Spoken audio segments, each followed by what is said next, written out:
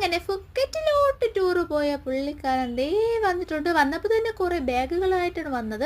ആ ബാഗിൽ അത്രയും എനിക്ക് കഴുകാനുള്ള തുണികളാണ് കേട്ടോ ഗൈസ്.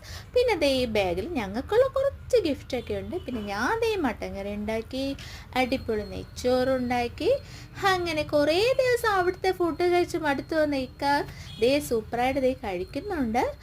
അത് കഴിഞ്ഞ് വൈകുന്നേരമായപ്പോൾ ദേ കുട്ടി സെറ്റെല്ലാം വന്നു. അപ്പച്ചി കണ്ട സന്തോഷമാണ് ഈ കാണുന്നത്.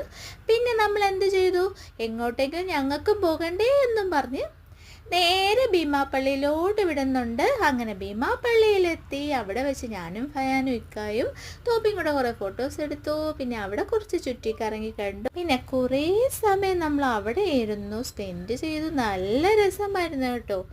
അങ്ങനെ ഫയാനും തോപ്പിയും ആകെ ഹാപ്പിയായി. ദേ കുറേ ആട്ടിൻകുട്ടികളൊക്കെ അവിടെ ഉണ്ടായിരുന്നു. പിന്നെ എന്താ, പിന്നെ ഞങ്ങൾ ഫുഡ് കഴിക്കാമെന്ന് ഹോട്ടൽ ആനന്ദയിൽ വന്നു. ദേ പൂരി മസാല ദോശയും കഴിച്ചു. പിന്നെ വീട്ടിൽ ചെന്നു. പിന്നെ ഇക്ക കൊണ്ടുവന്ന ഗിഫ്റ്റെല്ലാം ഒന്ന് അൺബോക്സിങ് ചെയ്യുന്നുണ്ട്. പിന്നെ ഇതിൻ്റെ വിശദമായ വീഡിയോ എൻ്റെ ചാനലിൽ ഞാൻ അപ്ലോഡ് ചെയ്തിട്ടുണ്ട്. അതൊന്ന് കണ്ടേക്കണേ ഫ്രണ്ട്സ്.